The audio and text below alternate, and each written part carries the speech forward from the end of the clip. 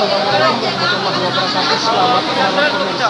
Jumpa kembali bersama saya Agus Ladi Sawang di media informasi Sawang Group Channel.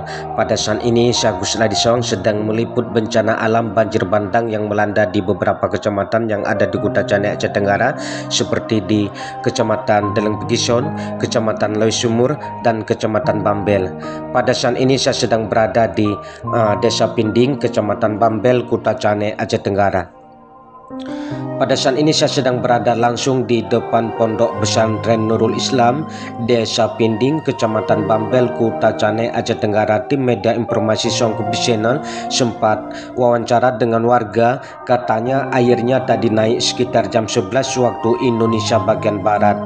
Sampai dengan saat ini jam sudah menuju jam 1, tetapi belum ada tanda-tanda airnya akan surut ataupun berkurang. Bahkan debit air bisa kita lihat semakin tinggi dan arusnya sangat deras sekali. Semua santriwan dan santriwati yang mondok di pesantren Nurul Islam, Desa Pinding, Kecamatan Bambel, Kuta Cane, Aceh Tenggara pada saat ini terpaksa harus diungsikan. Tidak ada barang-barang yang bisa diselamatkan, melainkan hanya bisa berusaha menyelamatkan diri sendiri. Mengingat tempat sekarang yang sudah tidak aman karena debit air semakin tinggi dan arusnya